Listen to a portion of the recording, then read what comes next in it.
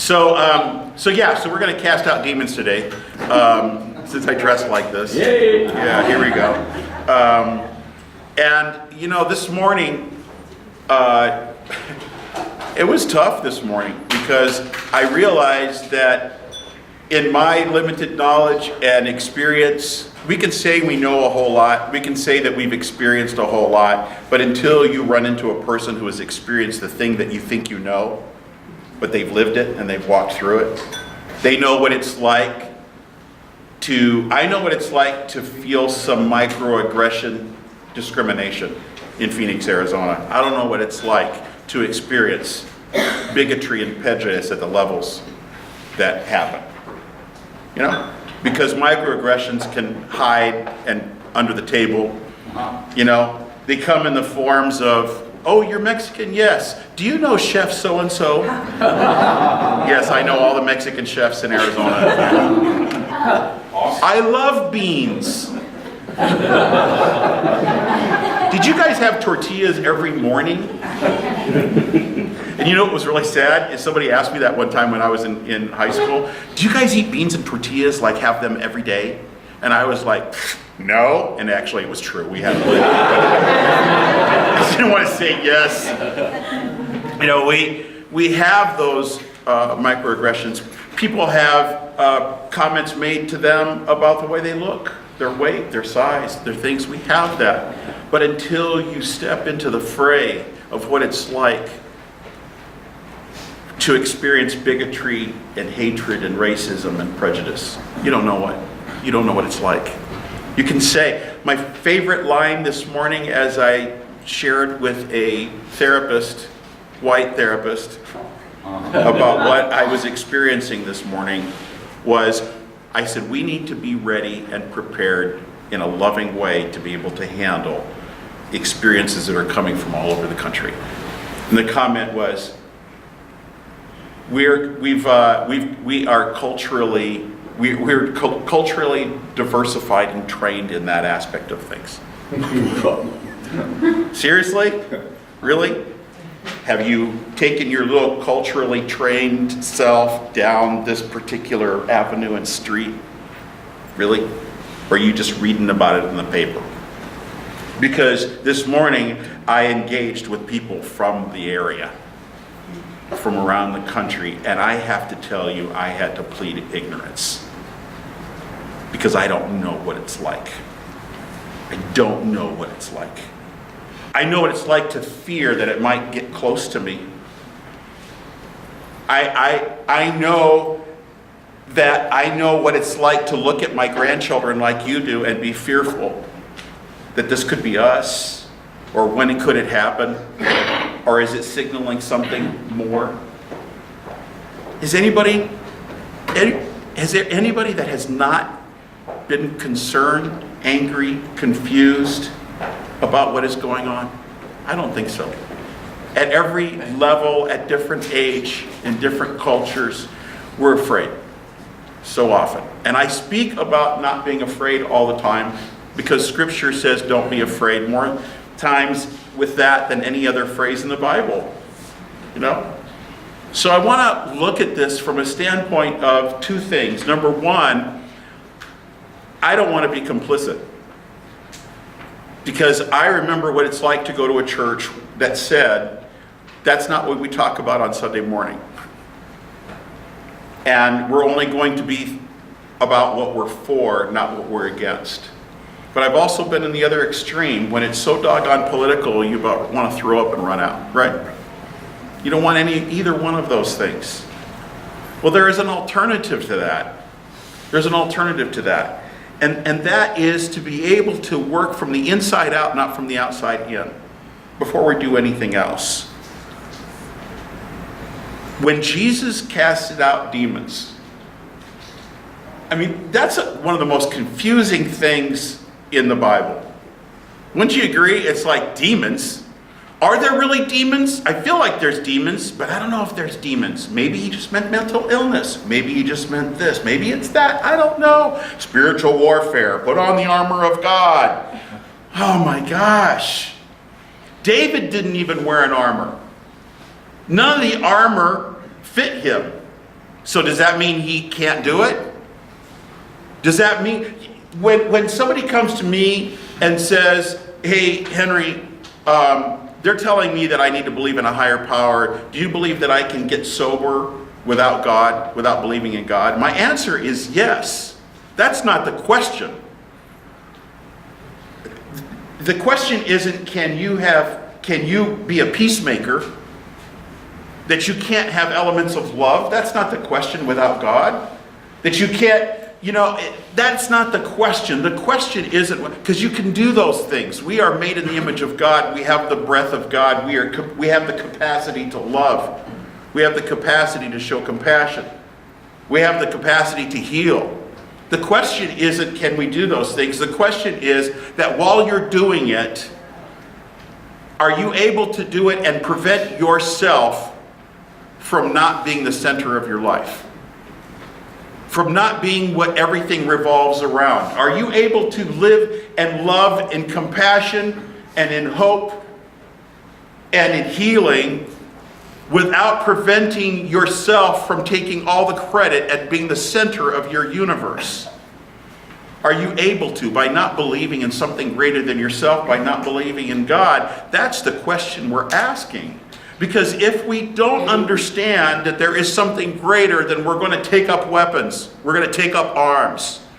Out of fear, we're going to create territory and blockades. That's what we will do. And our language is the first thing to go. And this morning, as I was talking to this diverse group, someone said to me, I get the feeling that what you're saying is that people shouldn't respond with violence to violence. I don't agree with you.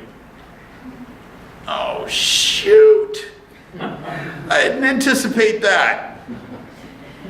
I went from the kiddie pool to the 32-foot section of the thing. I was in the deep end all of a sudden. That wasn't expected. And everybody's like, what now, Pastor?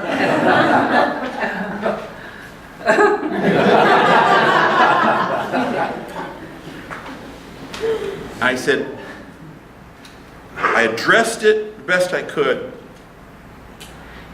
and tried to stay on message. Because you know what? If there is evil at all, it's the kind of thing that wants you to get off of the message of love. It tries to take you off the message of love. And see, when Jesus was, right after, he was tempted in the wilderness, in the story, and he was tempted with possessions and power and prestige. He was tempted with him being in control and him being powerful, saving himself, turning rocks into bread when he was hungry. He was tempted with those things, and he heads out, and here's one of his first interactions. It says they went to Capernaum, and when the Sabbath came, Jesus went into the synagogue and began to teach. And the people were amazed at his teaching, because he taught them as one who had authority, not as the teachers of the law. And just then a man in their synagogue who was possessed by an impure spirit cried out, "What do you want with us, Jesus of Nazareth?" He knew who that was. See, your oppressor knows who your higher power is.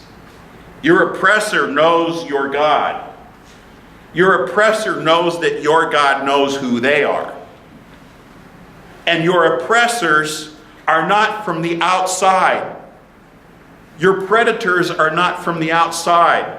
It's like that movie, the scary horror flicks, when the phone rings.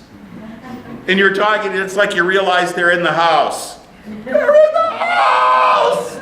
You're like, oh my God! All this time you thought from the outside, they were coming from the outside. And they were inside the whole time. They were inside the whole time. This is about the time when that fella thought that I was trying to say, you can't respond and react because it's all within myself. No. What I'm talking about is before you take action, you need to be empowered by the reality of love within you. And see if you would do the same thing that you were planning on. Okay? So, It's not coming from the outside, it's coming from the inside. Worry and anxiety and fear and lying.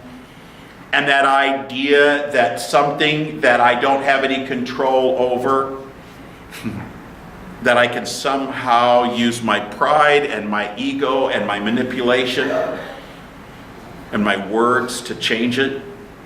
And that's why we get depressed, because we realize that those things are not going to make the impact that I wish they would. So we feel hopeless, and yet Jesus is saying in this situation that they know who I am. He says, the demon says, have you come to destroy us? He says, I know who you are. You're the Holy One of God. Be quiet, Jesus said. I love that. Should have said, shut up. Shut up. Don't patronize me, Holy One of God. You don't know me. You know of me. You don't know me. Shut up. How about if we talked like that to those oppressors within our head? You're too fat in that dress. Shut up. Who do you think you are?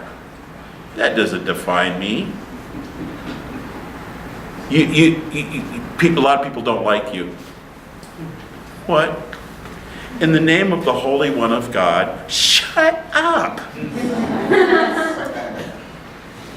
We were given the authority to speak to our oppressors. We were given that authority. I'll show you in a minute. He says, be quiet. Come out of him. The impure spirit shook the man violently and came out of him with a shriek.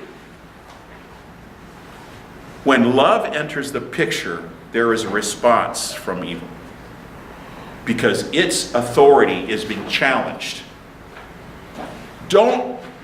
You have to expect there's going to be a reaction and a retaliation to something that is uncomfortable and pointing like a mirror, holding up like a mirror to their hatred and their bigotry and their racism. So there is a rally being held, a collective rally by the white supremacists.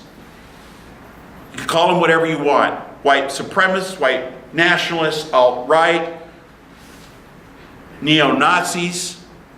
A coordinated, planned rally marching down the middle of the streets of Charlottesville. And there is a planned opposition demonstration to the racism, planned by pastors, you guys, two of which I know I'm a big fan of, Brian McLaren and Jim Wallace, to peacefully demonstrate that does not represent us.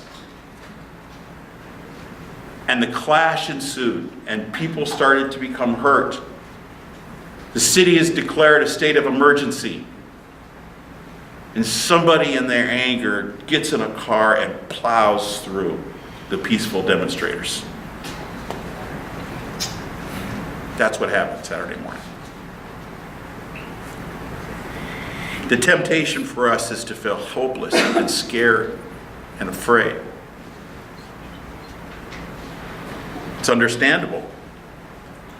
But what we have to understand is that those of us who have never experienced those types of things think that our silence is better. That's called being complicit. And complicitousness, I don't know if that's a word.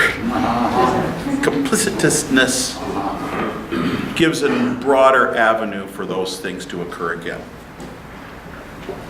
Words that come out of our mouth, refashioning what might have been happening, not calling it out for what it is not taking the words of Jesus and saying, you have authority. He told the disciples, you go now. You go now, and you have authority. You have the permission of mine to call out those demons by name. Okay? Understand that this is not, and here's where it might sound a little different than what you might hear. It's not demonizing and attacking that person. As much as we want to at times, I always have that in my arsenal, okay? I always have words I always have cleverness. I always have wit. I always have that. I got that in my arsenal. Okay? I have the capacity to hurt in some way, and if I want to use that, I can use that. It's in my. The challenge is to access something I'm not used to using. That's love. That's harder. Okay, I'm not well trained in that, especially in situations like this. Maybe it's impotent, that kind of love. Maybe it doesn't have the power. Not much of a weapon in my eyes. Really? It's such a powerful weapon that the person who uses the weapon of love, they want to get rid of. Shut them up. Love is the dysfunctional child of a dysfunctional family that sees what's going on and is told to shut up and be quiet instead of the demon that's in there. The child that says, listen, that's not really what's happening in our family. You're misunderstanding. No, your father's not drunk. He's just taking a snooze in the middle of the living room. You're not really being beaten. You're being disciplined. I'm doing this for your own good. I want you to learn scripture, so memorize it or I'll hit you again. And that child learns to become silent. And this life we're living now is God telling us, I want to give you your voice back because your voice matters.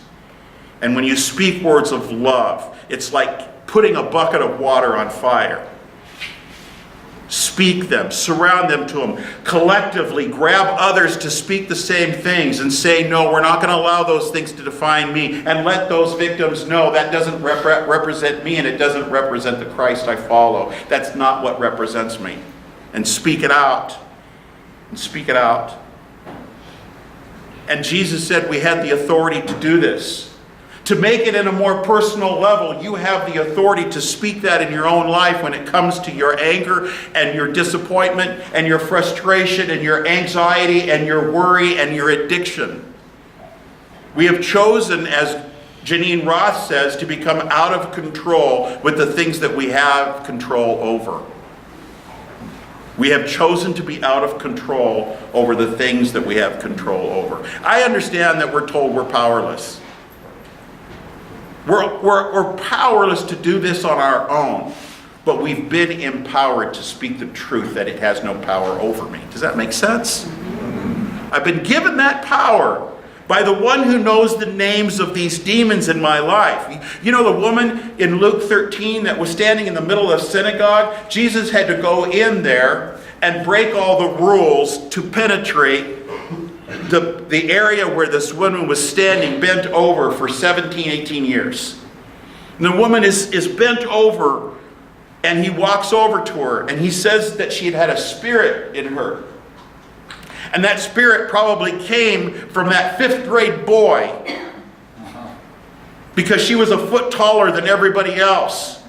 And he said, giraffe. And she went down a little bit. And then everyone laughed when he said giraffe, and she went down a little bit more. And before you know it, that's how she enters the room, and that's how she walks until she's stuck, bent over. If that's not a spirit, I don't know what. Get off the spiritual warfare. Religious people, stop laying hands on people. You don't need to lay hands on people. You need to love people. Love heals. Laying on a hand sometimes in deliverance ministries are saying, I want some other power to do this because I don't want to hang out with you for very long because you're freaking me out. No, we associate with them. We walk alongside of them. Pastor Henry, are you saying, like I heard this morning, are you saying that we're not allowed to react? Because even Martin Luther King Jr. at the end of his days was saying that he probably should have gotten violent. I don't remember that part of his story.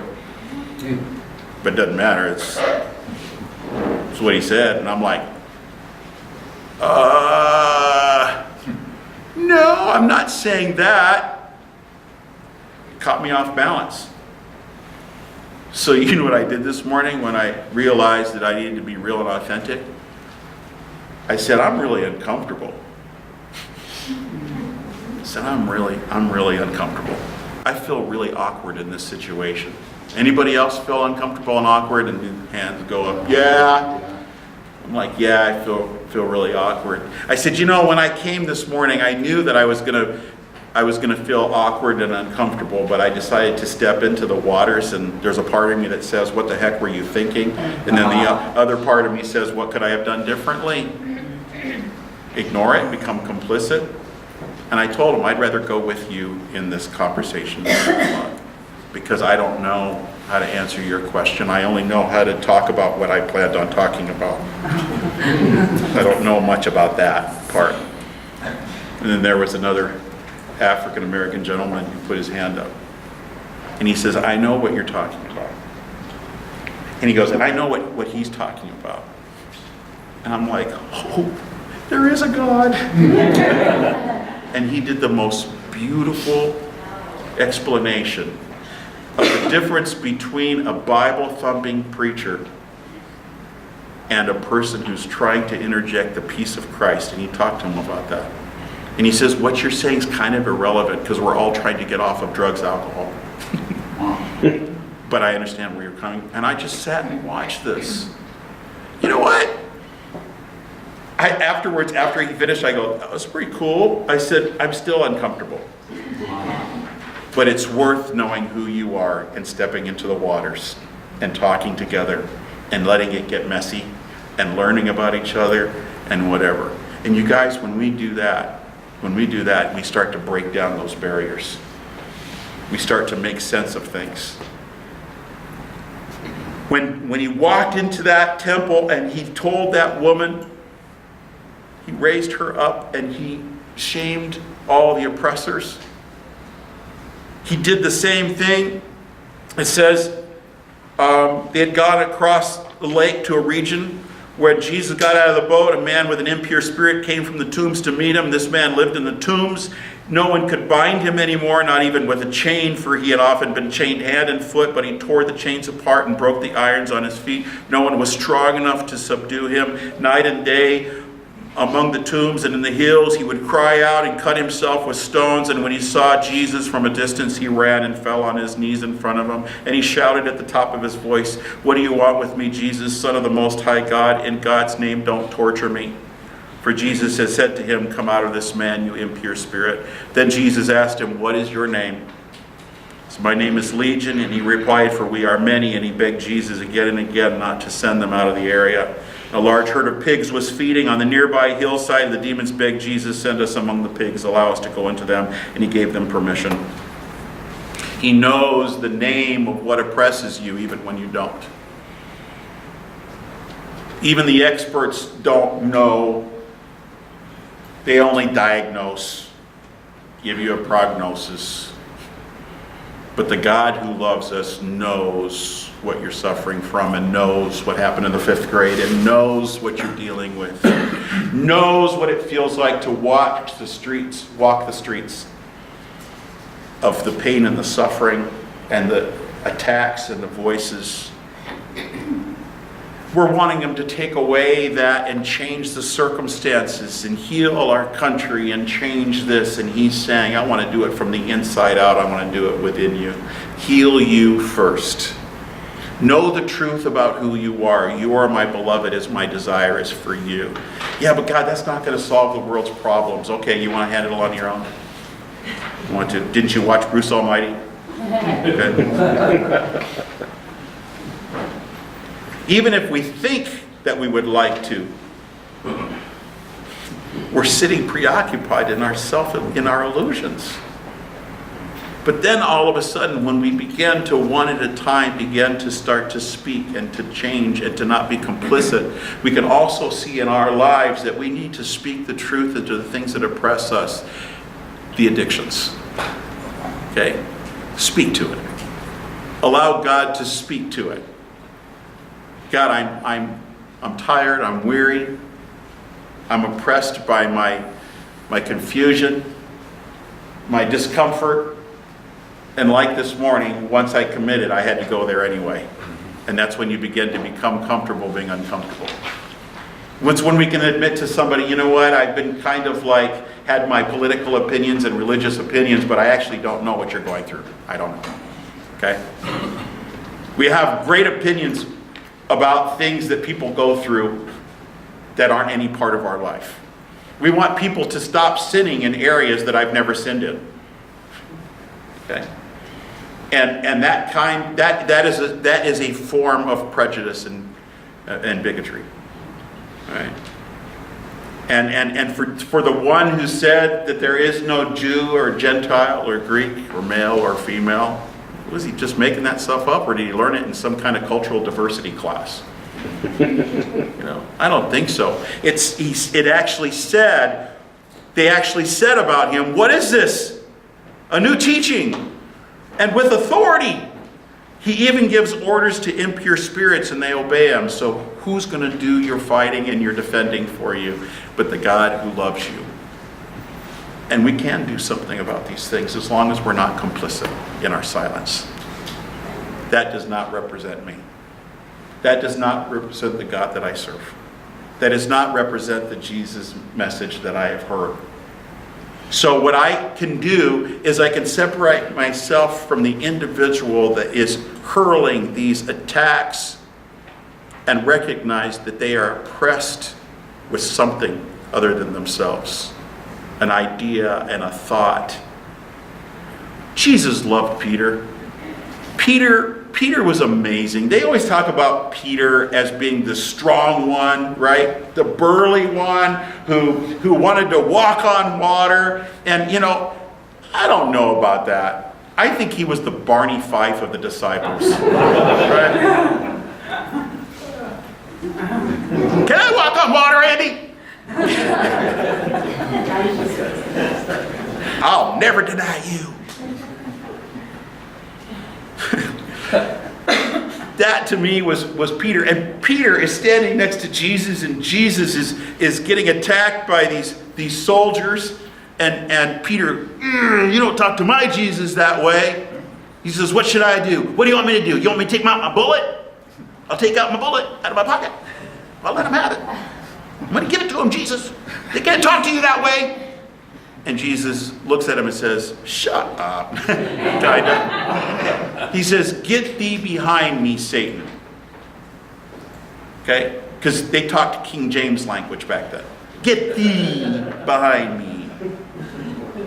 Kind of a, Renaissance stuff. He said, you know what? Back off. Back off. Satan, get behind me. And when we look at it, we can easily go, that was mean. He just called Peter Satan. Whoa, that's harsh, dude. That's not what he was doing. He knew the name of Peter's oppressor, which was use my force and my power to defend truth. Stand for the Bible. Stand for Jesus. He doesn't need any defending. Get thee behind me, Satan. Why? Because we don't war against flesh and blood. We war against those things we cannot see, which reside in the house and are not calling from the outside. Deal with them right here. Deal with them right here. You do that, I do that, we're going to find ourselves shedding the addictions, because that's not who we are. It doesn't define me. I was just using those because I didn't know who I was. I was using those to protect myself and to ease my pain and my discomfort. Okay? I didn't want to show up. It was better to know that I wasn't going to encounter what I encountered this morning, and that's usually my life. We don't know what we're going to encounter, do we? But we're on this uncharted path, the path of uncertainty. We don't know what we're going to get. Jesus didn't tell the disciples, hey guys, you want to go across the lake and get halfway, get hit by a storm, get water up our nose, get thrown all around and feel like we're going to die? Any takers? He didn't. He said, let's get in the boat and go to the other side. And then halfway, when the waves hit and they were confused and they were scared and the car went into the crowd, he said, we didn't know this was part of it. He said, didn't you see the shrieking dude after I cast the spirit out? Didn't you see how he violently shook? It's because their foundations are being shaken. Speak the truth and don't be complicit. Okay, so what did you want us to do? Remember what the words I used before you got in the boat. Let's get into the boat and go to the other side. I didn't say let's go halfway. I have every intention of taking you to the other side. We got to get in the boat. Don't be complicit. You got to speak truth. Don't be complicit. You stand with those who others say is giving a bad name to God, and let yourself get a bad name. No, that's the name I want then. That's the case. We stand together in that. We stand together in that. And in that excitement, Jesus welcomed his disciples, and he said, you know what, you guys, we're going to do this together. And in the last meal that they had, you know, if you knew that this was going to be the end, if you knew that things were going to come to an end, and you loved your friends and your family, and meal sharing was such an important thing, and you knew that they were going to watch you suffer, and you knew that you were going to come back physically again, that last meal would have been hugely important, don't you think? And he knew that. And he's trying to communicate to them, you guys, listen, I know you're suffering and you're having a difficult time, but here's my answer to it. Believe in God and believe also in me. In my Father's house are many mansions. If it weren't so, I would have told you. So stop living in the tent outside the mansion you have in your heart and get inside and explore and live the reality of this life that you have. And he said, let's have one more meal. But this meal is going to be a little bit different. You guys were all so used to the law and the legalism and everything about it and trying to get it together and feeling like you don't have control. Well, the bad news is you don't have control. But the good news is you have me. Greater is what is in you than that which is in the world. And he goes, you're gonna have difficulty. You're gonna have moments where fights break out and cars run into people and those things happen in this world. There'll be trouble. But I want you to understand, I have overcome the world. I've overcome the kingdom, where the king of what that is says that it's hopeless. Because we have a different king. See, you're used to the king that was in possessions and stuff and health and all that. And I'm telling you that greater is within you than he is in the world. So the only way we're going to be able to understand that is that I leave this as an image for you. So every time you eat from this bread, remember my body was broken, so you get this understanding that I've overcome the world. And every time you drink this juice that came from Safeway and it's not alcoholic, is that when you drink it, that you will remember that it was so important to me that I was willing to die for it. Trust me, I didn't want to die. Okay, they're going to kill me. Why are they going to kill me?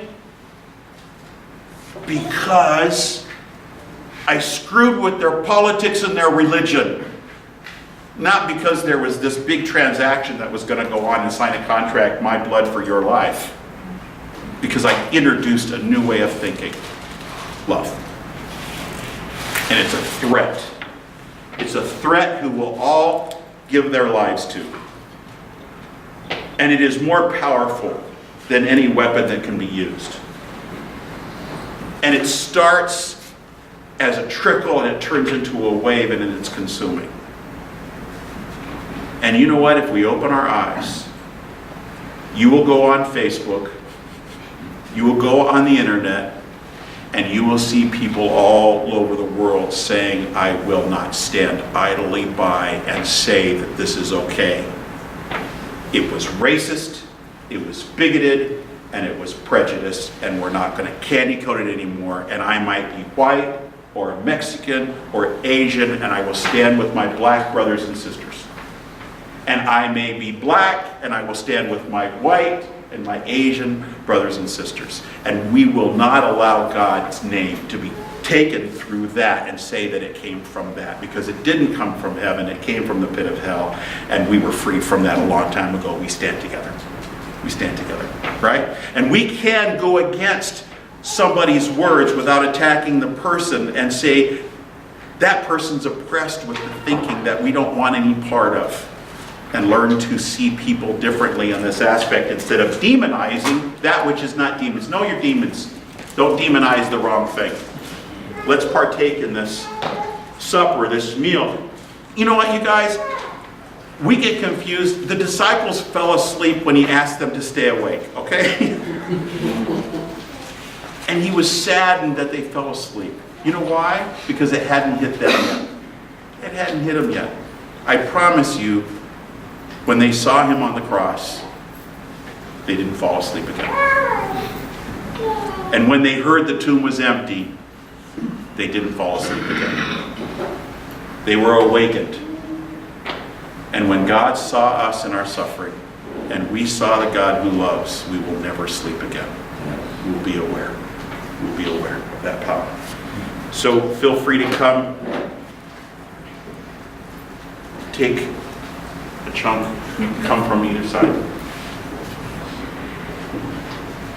And in your own way, confess to God your own humanity. Confess like I had to this morning, I'm uncomfortable. Nevertheless, I'll follow you. You might even confess, I don't even know if you exist, God. Nevertheless, reveal to me who you are as though for the very first time. And enter into this meal, share it each time. And know that you are not only a part of something greater than yourself, you're part of a community. And you're part of this community. And regardless of what religious background you have, if you do this, that's fine. If you do this, it's fine. Okay? Feel free to come to the table, sure.